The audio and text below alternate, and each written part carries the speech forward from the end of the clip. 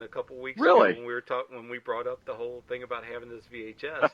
I actually went and dug that out, and I dug the tape out because I had it in a box put away. Jim, when I get that, I'll have to give it to you. It's something you probably want to put away. It's kind of cool. They did the interviews and everything else, and it's really neat. So that's great. Yeah, you're gonna definitely have to show me that. Yeah, I'll make you a copy of it. I'll put it on. There you go. Make you a copy of it. So. Well, Jim, on a personal note, you've spent 27 years at Ryle High School, and walking away from that this year. Been a good long ride there. Congratulations on that. Not only were you at Ryle, but I believe we used that field a little bit in the league, and you were able to get some of the old Ryle players out on the hooks over the years. Is that right? We did, yeah, and I did take a retirement from Ryle High School. It was great there. I coached junior varsity baseball for 27 years, and it was just a great experience. And I'm moving on now.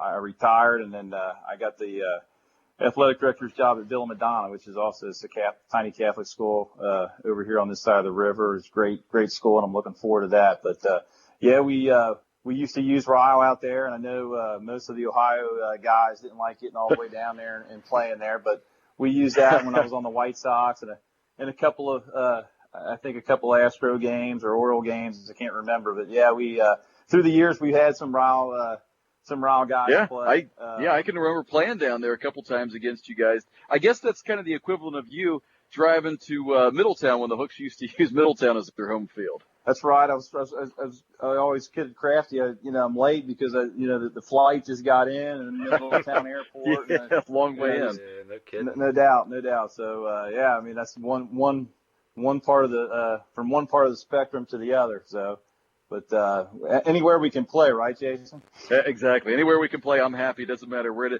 I'll go to all ends of the earth to play a baseball game. You know me. And I hear you. Certainly we have between Ryle and Middletown and all points in between. Well, Jim, we appreciate you joining us here in the Hot Corner. I was going to say good luck to you Sunday, but I don't know that the Hooks really need much in the way of luck the way you guys have been rolling the last few years. I'm telling you, we are on a roll that I haven't seen. I know we've won some championships in a row here, but we are on a roll. I mean, we're just hitting the ball really, really well, pitching it well, playing good D. I mean, everything's coming together. Hope we're not peaking too early, but it's really, really fun right now. And the guys are, having a blast. But we're pretty hot right now. So, but like I said, I mean, this league it's tough. I mean, there's some great competition all the way throughout. Every Sunday is a challenge. I know we're hot right now, and it seems like we're winning every game by a big margin. But there's some great baseball being played in this league, and that's a testament to each and every team that's in this league and the guys that are in it. It's great camaraderie, great challenge, and you look forward each and every game to come out and play. But yeah, we're on a roll right now, and hopefully we can continue. So, well, sounds good. Well, we appreciate you joining us. Best of luck to you against the Dodgers on Sunday. And I guess not too much luck when we play in 2 weeks, but we'll talk about that 2 weeks from now when we take on the Yankees. Thanks for joining us. If you'd like to be on the Hot Corner or know someone who might, please let Ray or I know. It's always fun to give those background stories on the teams and players that make up the CABL.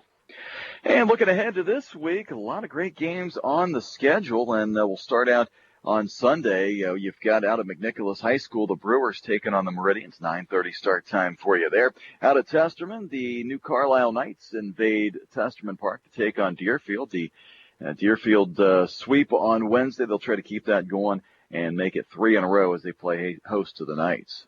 Yeah, out at Foundation, the Hooks are going to go out there and take on the Dodgers, and let's hope a little bit that the Hooks the curse get in that omen. So, but good luck out there. That'll be a good game.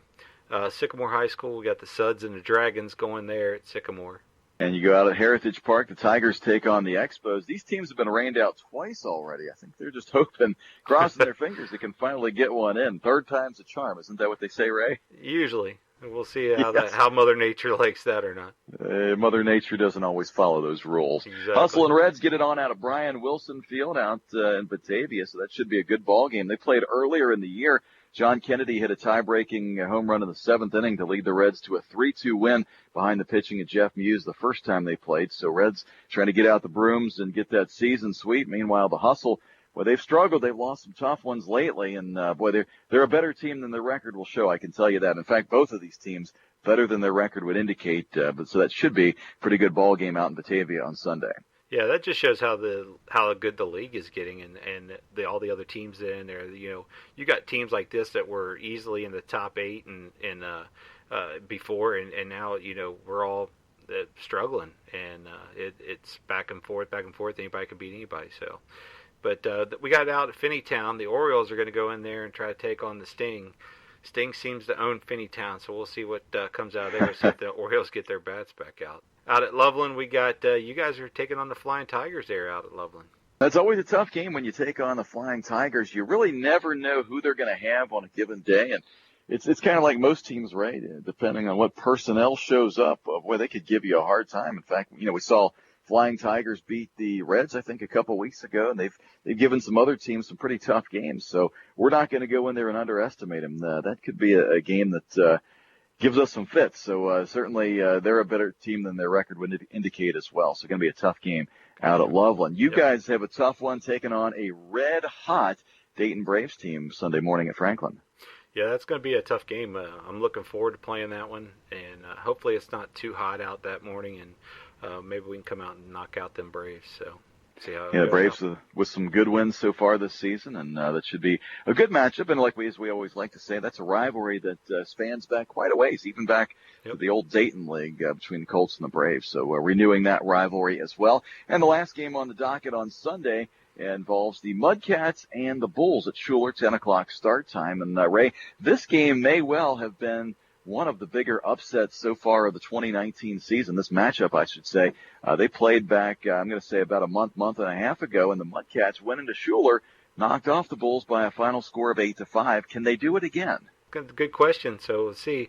I don't think they're going to be able to do it this time with 8 players. So hopefully they come ready to go and have their full board. So it would be well advised if you're going to beat the Bulls, you might want to bring more than 8. So it's certainly a task to beat the Bulls, no matter how many guys you have. But with 8, that makes it a little bit tougher than it should be. So covering Wednesday games, we've got the first game out there. It's going to be out at Schuler. We've got the Tigers and the Bulls. That could be a good game out there with the Tigers. It depends on how they come out with their sticks and things like that, but they've been pretty tough. Out at Franklin, which we're back-to-back at Franklin, we're going to take on the Mudcats. That's going to be that's a rivalry. So that's going to rivalry. Yeah, that should end up being a good game. Worth mentioning, a lot of the Florida guys that some of us go down with the Colt 45s. You've got Jeremy Allen, you've got Rich Sherrick, Bill Bucklew. So it's always interesting when you're playing the Mudcats because, you guys are teammates a lot of times down in Florida and then, opponents here during the summer. So that should be interesting, definitely. Yep, that'd be a good game. So it's always tough when the guys who are pitching against you or hitting against you, they know you real well and they know your tendencies, so it makes it even tougher. We got a quick turnaround between the Hustle and Deerfield. As we heard in the last segment, these teams played last Wednesday a rainout makeup at Riverfront, a game that was won by Deerfield in walk-off fashion by a final score of 8-7. Same two teams will get it on Wednesday night at Testerman, so a chance for the Hustle to try to even that season series while the Deerfield team goes to bring out the brooms for the sweep. Expos and Dodgers will play out at Foundation, 6:30 start time there. The Expos will try to avoid the curse of Foundation. Yeah, that's good. Dodgers are always tough to play out at Foundation, as we just found out. So, out at Deer Park, we got the Dragons and the Orioles going at it. That's going to be a game out there at 6:30, and then another one down at Finneytown. Is this back-to-back weeks? Hooks and the Sting. No, it was the. I don't think the Sting and Hooks played last week, but it's a big-time rivalry. I can tell you for. Yes. Over the course of history, I believe this is one of the most played rivalries. I think they played 40 to 50 times or something like that. They played in the championship game 3 years in a row in 2013, 14, and 15. So certainly one of those great rivalries. Sting have been down a couple of years, but when those two teams get together, it always means a lot when you see that other uniform on the other side, for sure. Yep. Same can be said for Suds and Yankees, a couple teams that have played each other in the championship round back in 2010 and in 2012, and they play each other again on Wednesday night at Sycamore, and we're always up for that when we play the Suds. Like I mentioned, you see that Suds that uniform on the other side, same as when they see that Yankees uniform. It's always a big game. Should be a good one. Reds and Meridians rematch from opening day. That'll be out at McNick. Ray, the first time these two teams played, the first game of the season, it went 14 innings, and the Reds were able to outlast the Meridians by a final score of 4-3. I'm guessing they're not going to get 14 in on Wednesday night. No, I don't think they're going to be able to get 14 in. So you guys might want to try to knock that one out in half of that time and see if you can get that done. Playing a doubleheader almost that first day. I think if I remember correctly, wasn't that the only game that got played that day too? Yeah, it was cold and about 50 degrees. Boy, they got it done. In fact, Mike Soto joked to me after the game. He said, "We're all playoff eligible now." Yeah, I remember that. That was pretty good. So covering the last two games of for this week, we've got the out at Riverfront. We got the Flying Tigers and the Brewers going on out there. That game time is at 7:30. And then out at Action Sports, which we talked about last week, games getting to be played out there again after the issues out there from the tornado, which we're glad to see that going on. We got the Braves and the Knights out there at Action Sports. So that's going to be a good week of baseball. Hopefully, everybody stay hydrated. It's supposed to be hot really bad this weekend, and make sure you're drinking your Gatorade and getting everybody in there and get hydrated. So, good week. And this week's Game of the Week is brought to you by Hand in Hand Realty. Are you looking for your next home or even your dream home?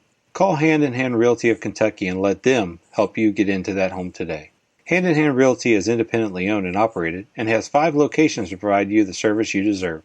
With offices in Northern Kentucky, Cincinnati, Southeast Indiana, Hamilton, and now servicing the Lexington, Georgetown areas in Kentucky, they can cover our tri-state area to help find you the home you're looking for. Call John Vince or one of their many agents at Hand in Hand Realty to get started today. Or to get more information or even browse listings, you can visit their website. The website is handinhandrealtyky.com or call 859-331-8800. That number again is 859-331-8800. Hand in Hand Realty. Find a new place to call home. So now it's time that we got to pick our game of the week, Jason. So I'm going to let you choose yours first. I already know which one I want, and okay. But you don't want to tip your hand, do you? You want me to go out there and decide on my own? Okay. Yeah. Got to lean on you first. All right. Well, a lot of good games to pick from. I go up and down the list. Kind of hard to pick one over the other, but I think I'm going to go with the rematch this week, Hustle and Deerfield. They had a great game last week. This has been a great rivalry over the last few years. And out at Testerman Wednesday night, July 24th, Hustle Deerfield. That is my game of the week. That's a good one. I was wanting to lean, but I can't go back-to-back weeks on choosing my team again.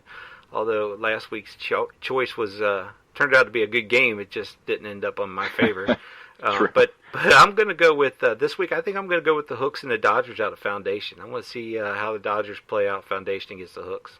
They played them pretty tight the first time. This was the second meeting of the season. First time around was a 4-1 game till the bottom of the 6th, and the Hooks kind of put it away with a 7 spot. So Dodgers know they can play with them, and as you mentioned, Ray, anytime you play out of Foundation, that curse sometimes come back to get you.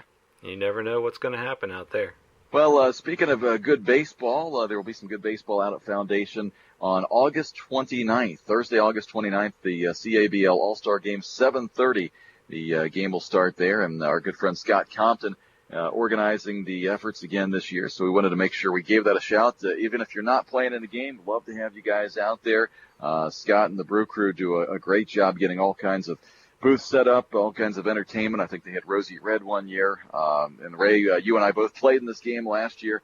You can attest to it. Just an absolute great time for everybody in the league to kind of get together and celebrate another great season. Yeah, I'm looking forward to it. Last year was a great year. I actually, 2 years in a row, chose to play in this, and the year before last, I was unable to make it, and got lucky enough to be able to play in it last year, and had a blast. I mean, the guys do a great job out there getting this thing together.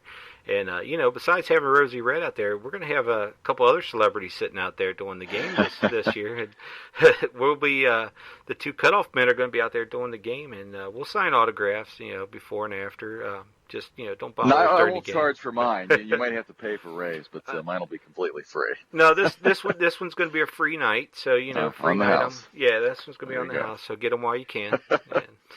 There you go. Well, that's not the only non-regular season event going on with the baseball league, as you mentioned.